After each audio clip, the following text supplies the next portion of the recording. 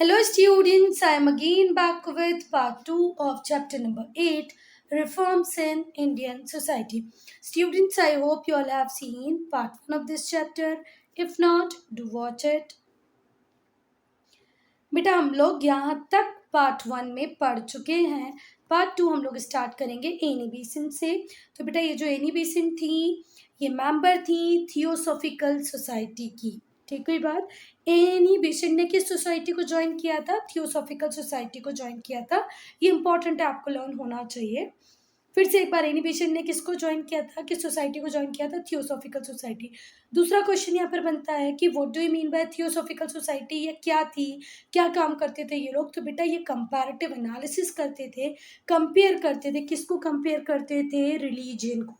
Overall world में जितने भी रिलीजन्स हैं उनको कंपेयर करने का काम लिया हुआ था किसने? थियोसॉफिकल सोसाइटी ने। और ये लोग बेटा बहुत इंस्पायर थे बुद्धिज़्म से, हिंदुइज्म से। कहते थे जो फिलोसफिकल बेस हिंदुइज्म और बुद्धिज़्म में है वो बहुत स्ट्रॉन्ग है। समझ में आ गई बात। तो इनिबिशन थियोसॉफिकल सोसाइटी की मेंबर थी और थियोसॉफिकल सोसाइटी का काम क्या था?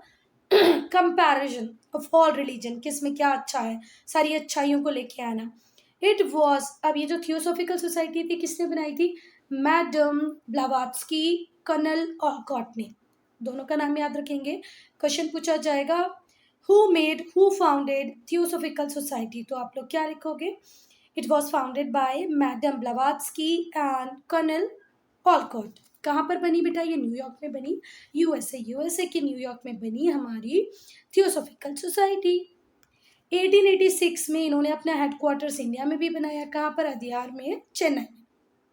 इनिबिशन ने जल्दी ही इसको ज्वाइन कर लिया और इन्होंने इंडियन से कहा कि भाई तुम्हें अपने कल्चर पे गर्व होना चाहिए। हमारा जो इंडियन कल्चर है बहुत ही बढ़िया है। आप लोग क्यों वेस्ट की तरफ भाग रहे हो? आपका तो इतना खुद का ही कल्चर रिच है कि आपको उसके ऊपर ही क्या होना चाहिए? प्राउड होना चाहिए। ऐसा कौन समझा रही थी? इनिबिशन। किसको? हम इंडियंस को। और बेटा इन्होंने बहुत सारे स्कूल्स ओपन किए, बॉयज़ के लिए भी, गर्ल्स के लिए भी, है ना। और जो ऑप्रेस्ड क्लास के बच्चे थे, मतलब जो शेड्यूल ट्राइब के बच्चे थे, उनके लिए भी स्कूल खोले। लड़कियों के लिए स्कूल खोले, लड़कियों के लिए स्कूल खोले। मेजर किस पे फोकस था इनका? ऑप्रेस्ड क्लास के लिए भी इन्होंने स्कूल खोले। देखो, कॉमन बॉयज़ गर्ल्स को पढ़ाना तो फिर भी एक ठीक बात है, पर इन्होंने ऑप्रेस्ड क्लास पे भी बहुत ज़्यादा ध्यान दिया। इन्होंने सेंट्रल हिंदू स्कूल खोला बनारस में। बनारस में सेंट्रल हिंदू स्कूल किसने खोला? हमारी इनिबिशन ने। अब हम मोर टू नो सेक्शन को पढ़ेंगे बच्चा। तो मुंशी प्रेमचंद्र हिंदी के बहुत बड़े राइटर हैं, मुंशी प्रेमचंद्र। इनकी एक बुक है जिसका नाम है गोदान, बहुत ही फेमस बुक है। इनका रियल नेम था धनपत राय श्रीवास्तव। इन्होंने रिफॉर्म मूवमेंट में बहुत ज़्यादा कंट्रीब्यूट किया है अपने तरीके से। अब राइटर थे तो इन्होंने लिख लिख कर रिफॉर्म मूवमेंट में बहुत सपोर्ट किया है। थ्रू हिज राइटिंग्स ही अटैक्ड मेनी सोशल एविल्स। इन्होंने अपनी राइटिंग्स के थ्रू बहुत ज़्यादा काम किया है। दुनिया में जितने भी सोशल एविल्स हैं उनके ऊपर अटैक करने का, उनको ख़त्म करने के लिए लोगों को प्रेरित करने में मुंशी प्रेमचंद का एक इम्पॉर्टेंट रोल है। तो मुंशी प्रेमचंद का रियल नेम क्या था? धनपत राय श्रीवास्तव। इन्होंने रिफॉर्म मूवमेंट में अपने ही तरीके से कंट्रीब्यूट किया है। इन्होंने लिख लिख कर लोगों को समझाने की कोशिश की है कि भाई हमारी सोसाइटी में बहुत सारी बुराइयाँ, और जिसमें सबसे बड़ी बुराई है दहेज प्रथा, dowry system, ill treatment of child widows. जो छोटी छोटी बच्चियाँ विधवा हो जाती हैं, वो छोटी बच्ची जो शादी को भी नहीं समझ पाती, वो उसके हस्बैंड की डेथ के बाद इतना बुरा जीवन जीती है, उसके साथ जो इल ट्रीटमेंट होता है उसके लिए भी इन्होंने बहुत लिखा है। The oppressor of farmers and so on, जो किसानों का शोषण कर रहे थे उन लोगों के लिए लिखा है। Go to page 93 to read a story by Premchandra. 93 page number पे हम पढ़ेंगे। ठीक है, अभी हम चलते हैं आगे। Reform movement in western India. अब जो ये जो रिफॉर्म मूवमेंट था बच्चा, वेस्टर्न इंडिया में चला रहे थे महादेव गोविंद रानडे और रामकृष्ण भंडारकर। कौन दो लोग वेस्ट में रिफॉर्म मूवमेंट चला रहे थे? महादेव गोविंद रानडे और रामकृष्ण भंडारकर। इन्होंने प्रार्थना समाज बनाया बॉम्बे में। कब बनाया? 1867 में। 1867 में प्रार्थना समाज बनाया बॉम्बे में हमारे रामकृष्ण भंडारकर और महादेव गोविंद रानडे ने। द एसोसिएशन वर्कड फॉर, और ये जो एसोसिएशन था प्रार्थना समाज, ये किसके लिए काम करता था? कास्ट सिस्टम को खत्म करने के लिए। छुआछूत, अनटचेबिलिटी को क्या बोलते हैं बेटा? छुआछूत। छुआछूत को खत्म करने के लिए। विडो रीमैरिज, मतलब विधवाओं की शादी फिर से होनी चाहिए, इस बात को लेके मतलब ये सपोर्ट करते थे कि विडो की रीमैरिज होनी चाहिए। सोसाइटी से अनटचेबिलिटी खत्म होनी चाहिए। कास्ट सिस्टम पूरी तरह खत्म हो जाना चाहिए। हिंदू मुस्लिम में यूनिटी रहे।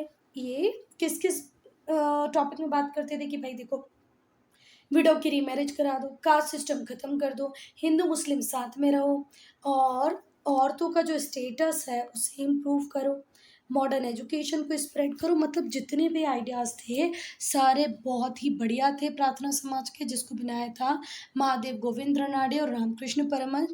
3 मार्क में पूछा जा सकता है कि क्या क्या ये लोग चाहते थे। तो ये चाहते थे बेटा, कास्ट सिस्टम खत्म हो जाए, अनटचेबिलिटी खत्म हो जाए, विधवाओं की फिर से शादी हो, window remarriage, Hindu Muslim unity में रहें, और सबसे अच्छी चीज़ जो मुझे लगी वो थी स्टेटस ऑफ वीमेन। इनको लगता था कि औरतों के स्टेटस को इम्प्रूव होना चाहिए। 1873 में ज्योतिराव गोविंदराव फुले, इन्होंने बहुत ज़्यादा काम किया ऑप्रेस्ड क्लास को अपलिफ्ट करने के लिए। मतलब वो जो शेड्यूल कास्ट है, शेड्यूल ट्राइब है, जिसके लिए कोई बात करना भी पसंद नहीं करता था, उसके लिए ज्योतिराव गोविंदराव फुले ने बहुत काम किया बेटा, बहुत काम किया है। इन्हें लोग प्यार से महात्मा फुले भी कहते थे। 1873 में ज्योतिराव गोविंदराव फुले, जिन्हें लोग प्यार से अफेक्शनेटली क्या भी कहते थे? महात्मा फुले, या ज्योतिबा। महात्मा फुले भी कहते थे, कुछ लोग ज्योतिबा भी कहते थे। इन्होंने क्या बना दिया बेटा? सत्यशोधक समाज। सत्यशोधक समाज किसने बनाया? ज्योतिबा, महात्मा फुले, दोनों एक ही नाम है ना। और इनका रियल नेम क्या था? ज्योतिराव गोविंदराव फुले। इन्होंने क्या बनाया? सत्यशोधक समाज बनाया। इसकी मेंबरशिप सारे रिलीजन के लिए, सारी कास्ट के लिए ओपन थी। और ये जो सत्यशोधक समाज था, ये कास्ट इक्वालिटी को प्रोपिगेट करता था, कास्ट इक्वालिटी की बात करता था। जो ऑप्रेस्ड कास्ट है, शेड्यूल कास्ट है, शेड्यूल ट्राइब है, उसके अपलिफ्टमेंट की बात करता था। और बेटा ये ज्योतिबा थे, ये बिल्कुल इसके अगेंस्ट में थे कि भाई ये ब्राह्मण्स में ऐसा क्या है कि ये सोसाइटी में डोमिनेट करेंगे, क्यों इनके पास ये डोमिनेंट पोजीशन है, इसके बहुत अगेंस्ट में थे Jyotiba. Jyotiba was against the dominance of ब्राह्मण प्रीस्ट। ब्राह्मण प्रीस्ट जो होते थे ना, वो सोसाइटी को बहुत डोमिनेट करते थे। तो ज्योतिबा बोलते थे कि भाई ऐसा क्यों। He open many school for people considered low in the caste hierarchy. Caste hierarchy में जिसको हम लोअर प्लेस में रखते हैं, लोअर कास्ट कहते हैं, उन लोगों के लिए स्कूल खोलने का काम किया। किसने भाई? हमारे ज्योतिबा फुले ने। फिर अब हम पढ़ेंगे गोपाल हरि देशमुख। किसको बेटा? गोपाल हरि देशमुख। तो बेटा ये जो हमारे गोपाल हरि देशमुख हैं, उन्हें लोग लोकहितवादी भी कहते थे। क्या कहते थे? लोकहितवादी। हमेशा दूसरों का हित सोचने वाले, दूसरों का भला सोचने वाले थे गोपाल हरि देशमुख। और कौन? रमाबाई रनाडे। ठीक है। तो गोपाल हरि देशमुख, जिन्हें लोकहितवादी भी कहा जाता था, रमाबाई रनाडे, ये दोनों ने कास्ट सिस्टम को कंडेम किया मतलब बुराई की, आलोचना की। ठीक हुई बात। और बेटा रमाबाई रनाडे ने पूरे का पूरा जो अपना जीवन है वो औरतों के राइट्स के लिए डेडिकेट कर दिया। वो चाहती थी कि सोसाइटी में औरतों की कंडीशन सुधरे। इन्होंने विडोज़ के लिए घर बनाया पुणे में। Who received vocational training there. वहाँ पर उन्होंने ऐसे इंतज़ाम कर दिया कि जो औरतें उस घर में रहेंगी उन्हें वोकेशनल ट्रेनिंग भी मिलेगी। तो गोपाल हरि देशमुख का नाम क्या था? लोकहितवादी। और जो रमाबाई रनाडे थी वो कास्ट सिस्टम को बहुत कंडेम करती थी, उसकी बुराइयां करती थी। रामाबाई ने अपनी पूरी लाइफ औरतों की राइट की बात की, उनके लिए काम किया। इन्होंने विडो के लिए पुणे में घर भी बना दिया जहाँ पर वो औरतों को वोकेशनल ट्रेनिंग देती थी। रिफॉर्म मूवमेंट्स इन साउथ इंडिया। अब हम देखेंगे कि साउथ इंडिया में कौन सी रिफॉर्म मूवमेंट चल रही थी। तो जो वेद समाज था उससे बनाने वाले कौन थे बच्चा? केशव चंद्र सेन। वेद समाज को बनाने वाले कौन थे? केशव चंद्र सेन और चेम्बेटी श्रीधरालू नायडू। पर बेटा एक बात बताऊँ, यहाँ पर पता नहीं क्यों केशव का नाम नहीं दिया है। केशव चंद्र का भी नाम यहाँ पर होना चाहिए था बेटा, चलो कोई दिक्कत नहीं है। जो वेद समाज थी वो कहाँ पर बनी? मद्रास में बनी। कब बनी? 1864 में। वेद समाज कब बनी? 1864 में बनी, ठीक है। बनाने वाले कौन थे बच्चा? केशव चंद्र सेन एंड चेम्बती श्रीधरालू नट, इन दोनों लोगों ने मिलकर बनाई 1864 में वेद समाज। तो इम्पॉर्टेंट लीडर्स के नाम तो आपको पता चल ही गए। जो एसोसिएशन था बेटा वो चुन चुन के अटैक करता था सुपरस्टिशियस, जो रूढ़िवादी सोच थी लोगों की, जो कर्मकांड किया करते थे उसके ऊपर ये अटैक करते थे। कास्ट सिस्टम के ऊपर ये अटैक करते थे। कौन? श्रीधरालू नायडू, केशव चंद्र सेन। इनको बिल्कुल पसंद नहीं था कि फालतू चीज़ों को फॉलो करे जा रहे हैं लोग बिना सोचे समझे। ज़बरदस्ती का कास्ट सिस्टम है। ये औरतों की एजुकेशन की बात भी करती थी बेटा ये लोग, और साथ ही ये विडो रीमैरिज को भी एनकरेज करते थे। इनका मानना ये है कि भैया जो विधवा, जिस औरत के हस्बैंड की डेथ हो गई, उसे पूरा राइट है कि वो रीमैरी कर ले और एक अच्छा जीवन जिए। तो बेटा जो हमारे कंदुकुरी वीर सालिंगम थे, उन्होंने एक तेलुगु जनरल स्टार्ट किया, और इस तेलुगु जनरल इस बुक के थ्रू वो लोगों तक मैसेज पहुंचाना चाहते थे सोशल रिफॉर्म का, कि भाई समाज में सुधार लाना बहुत ज़रूरी है। कास्ट इक्वालिटी, जाति प्रथा में समानता बहुत ज़रूरी है। जाति प्रथा होनी ही नहीं चाहिए, जातियों में समानता होनी चाहिए। जाति प्रथा ना हो, जातियों में समानता हो, इसकी बात करते थे हमारे कंदुकुरी वीर सालिंगम। फिर हम पढ़ेंगे श्री नारायण गुरु को। तो श्री नारायण गुरु जो थे उन्होंने एक्सपीरियंस किया था बेटा ऑपरेसिव कास्ट सिस्टम को। मतलब ये एक ऐसी कम्युनिटी से बिलोंग करते थे कि इन्होंने खुद ऑपरेसिव प्रैक्टिसेस को एक्सपीरियंस किया था। इन्होंने अपनी पूरी लाइफ डिवोट कर दी अनटचेबल्स को, उनकी कंडीशंस को सुधारने के लिए, ठीक है। अपनी पूरे के पूरे जीवन में इनका एक ही उद्देश्य था, अनटचेबल्स की कंडीशन में सुधार लाना, उनके लिए उनका अपलिफ्टमेंट हो, ऐसे सारे काम करना। ही डिफाइड कास्ट रूल्स, उन्होंने कास्ट रूल्स को तोड़ते हुए संस्कृत एजुकेशन ली, बहुत सारे टेम्पल्स बनवाए जहाँ पर कोई इमेज ही नहीं थी डाइटीज़ की, मतलब भगवान की कोई मूर्ति ही नहीं थी। He built many temples in which there were no image of deities, भगवान की कोई मूर्ति ही नहीं थी। पहला जो टेम्पल था जो इन्होंने बनवाया,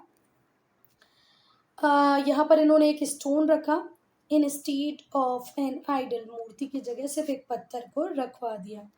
ठीक हुई बात। इन्होंने बहुत सारे मंदिर बनवाए बेटा, उन मंदिरों में कोई मूर्ति नहीं रखी। पहला जो मंदिर बनवाया उसमें एक पत्थर रख दिया, मूर्ति नहीं रखी। और बेटा उस पत्थर पे जो मैसेज लिखा था वो ये था कि भाई ये वो जगह है जहाँ पर आप बंधु भाई की भावना से, आपसी भाईचारे से रह सकते हो, बिना किसी कास्ट डिस्टिंक्शन के। जाति प्रथा नहीं होगी, कोई धार्मिक राइवलरी नहीं होगी, कोई रिलीजियस राइवलरी नहीं होगी, कोई कास्ट डिस्टिंक्शन नहीं होगा। ये वो जगह है जहाँ सारे लोग आपस में मिलजुल कर भाईचारे की भावना से रह सकते हैं। श्री नारायण गुरु ने एक एसोसिएशन बनाया 1902 में, जिसका नाम रखा श्री नारायण धर्म परिपालन योगम, श्री नारायण धर्म परिपालन योगम।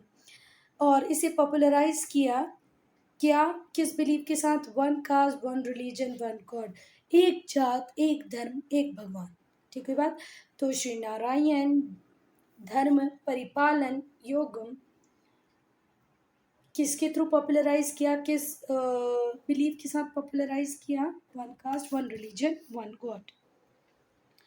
बहुत सारे रिफॉर्मर जैसे कि ईवी रामास्वामी नायकर, के केलपन, जे.के. माधवन, इन्होंने भी अनटचेबल्स के लिए लड़ाई की। अनटचेबल्स को टेम्पल में एंट्री मिले, पहले अनटचेबल्स को मंदिरों में नहीं जाना दिया जाता था, वहाँ पर वो लोग जाएं, इसके लिए बहुत लड़ाई की बेटा।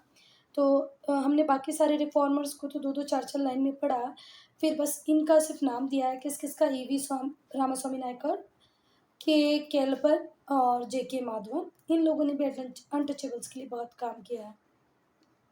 Reform movements among the Muslims, बहुत स्ट्रॉन्ग नीड थी बच्चा मुस्लिम सोसाइटी में भी रिफॉर्म की, बहुत ज़्यादा ज़रूरत थी मुस्लिम सोसाइटी में भी सुधार हो, इसके लिए बेटा जो नवाब अब्दुल्ला लतीफ़ थे, इन्होंने मोहम्मदन लिटरेरी सोसाइटी बनाई। ठीक हुई बात।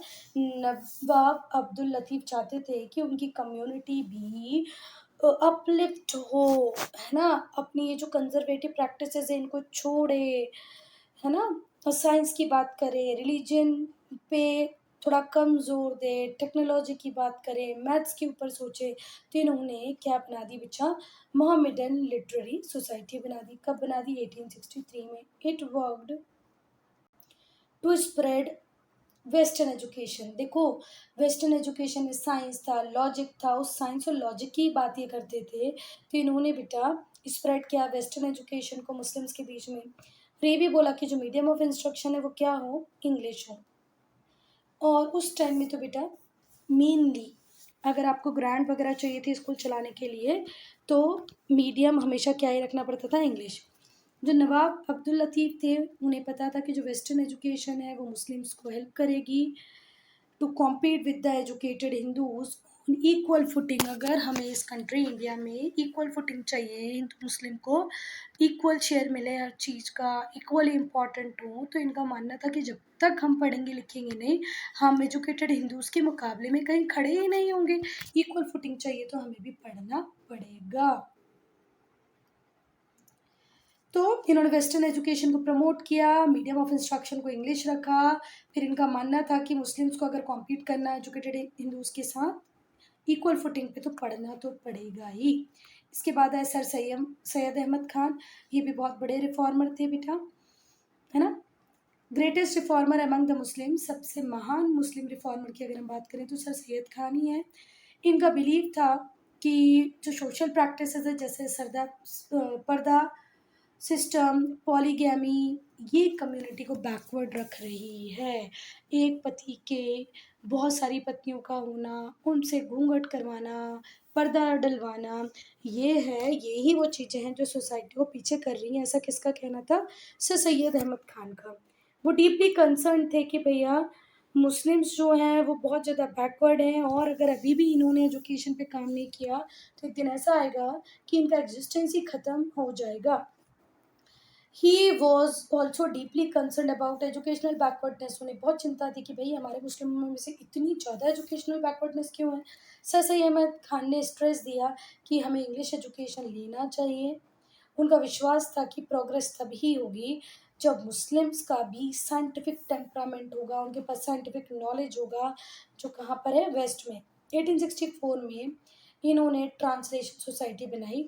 तो ऑब्जेक्टिव क्वेश्चन में भी है तो ध्यान रखना बेटा, ट्रांसलेशन सोसाइटी किसने बनाई? सर सैयद अहमद खान ने, जिसे बाद में साइंटिफिक सोसाइटी का नाम दे दिया गया। तो पहली बात तो एक क्वेश्चन बनेगा कि ट्रांसलेशन सोसाइटी किसने बनाई, तो क्या बताओगे? सर सैयद अहमद खान ने। फिर ट्रांसलेशन सोसाइटी को बाद में किस नाम से जाना जाने लगा? तो साइंटिफिक सोसाइटी। इन्होंने बहुत सारी बुक्स जो थी साइंस की, लिटरेचर की, उन्हें उर्दू में ट्रांसलेट कर दिया भाई कि मेरे लोग भी पढ़ पाएँ। सर सैयद अहमद खान ने बहुत सारे स्कूल्स खोले कंट्री के डिफरेंट डिफरेंट पार्ट में।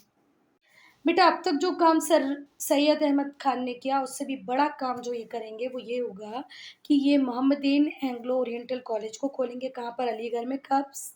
1875 में। 1875 में मोहम्मदीन एंग्लो ओरिएंटल कॉलेज खोला। खोलने वाले कौन थे? सर सैयद अहमद खान।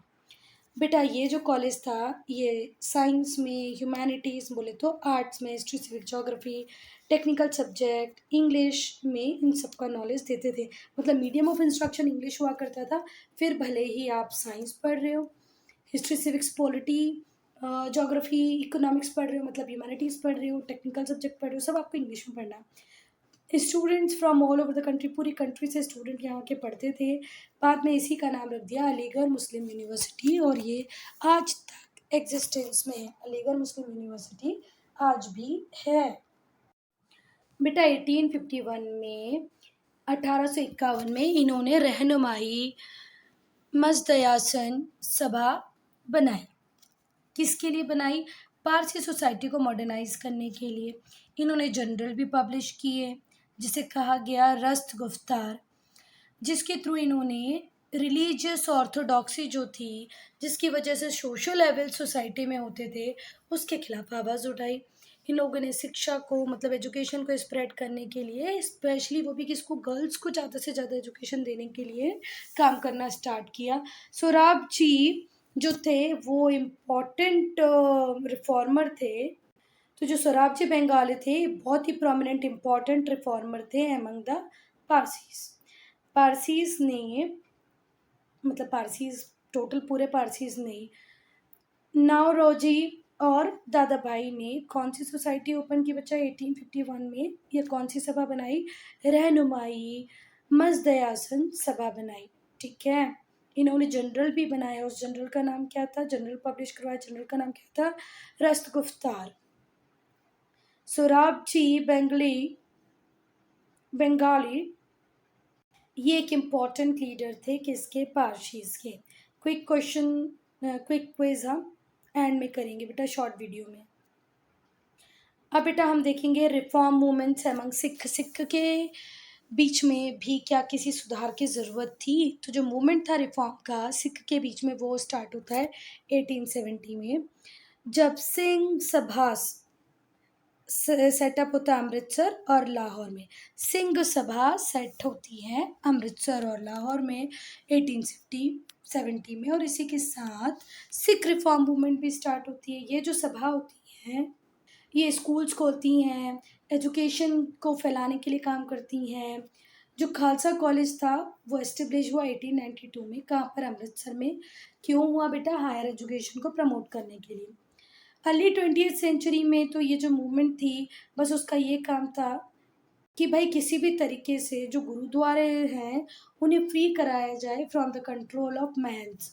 जो सिख प्रीस्ट थे, जो महंत थे, वो कंट्रोल करते थे बेटा गुरुद्वारे को। तो पहला काम तो इनका ये था कि उनके चंगुल से गुरुद्वारे को निकालना है। जो मूवमेंट था उसे लीड कर रहे थे अकाली दल। ठीक है, कौन? अकाली दल एंड द शिरोमणि गुरुद्वारा। तो जो बेटा हम बोल रहे हैं कि गुरुद्वारा जो था वो किसके कंट्रोल में था बेटा? महंत सिख पीस के कंट्रोल में था। तो ये लोग उसको फ्री कराना चाहते थे। तो इस मूवमेंट को लीड करने के लिए कोई तो चाहिए, तो मूवमेंट को लीड करने के लिए था अकाली दल और शिरोमणि गुरुद्वारा। ठीक है, शिरोमणि गुरुद्वारा और अकाली दल। तो कौन कौन सामने आया? अकाली दल आया, शिरोमणि गुरुद्वारा प्रबंधक कमेटी आई।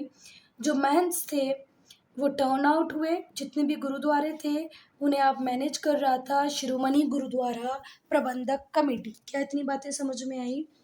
अर्ली 20th सेंचुरी में एक ही काम था इन सिख रिफॉर्म मूवमेंट का कि महंत से फ्री करना है गुरुद्वारे को। तो अकाली दल ने लीड ली, शिरोमणि गुरुद्वारा प्रबंधक कमेटी ने लीड ली और महंत को भगा दिया। और अब पूरे गुरुद्वारे का मैनेजमेंट कौन देखते हैं? शिरोमणि गुरुद्वारा प्रबंधक committee. Progress of social reforms.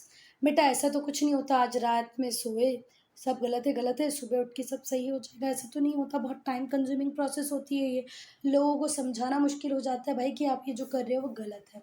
चलो देखते हैं कितना टाइम लगा, कैसे हुआ। जो मूवमेंट थी रिफॉर्म करने की सोसाइटी को, उसे लीड कर रहे थे इंडिविजुअल्स। उन्हें कोई गवर्नमेंट सपोर्ट नहीं था और कंसिस्टेंट प्रेशर था, है ना। पर कई बार ब्रिटिशर्स भी साथ दे देते थे रिफॉर्मर्स का और कुछ लॉज को पास करा भी देते थे। जैसे विडोरी मैरिज पास कराया, सती को इलीगल बैन, मतलब सती को बैन किया, इलीगल घोषित किया। ये अंग्रेजों ने हमारे सपोर्ट में काम किया। लॉ पास कराया 1872 में, जिसमें लीगलाइज हो गई inter caste inter community marriages. आप दूसरी जात में भी शादी कर सकते हैं, दूसरी कम्युनिटी में भी शादी कर सकते हैं। ये लॉ कब पास हुआ? 1872 में। 1891 में एक एक्ट और आ गया और उस एक्ट के थ्रू, जो एक्ट था 1891 में, उस एक्ट के थ्रू जो मिनिमम लीगल एज थी मैरिज की, लड़कियों की थी 12 साल और लड़कों की थी लड़कों की दी नहीं है।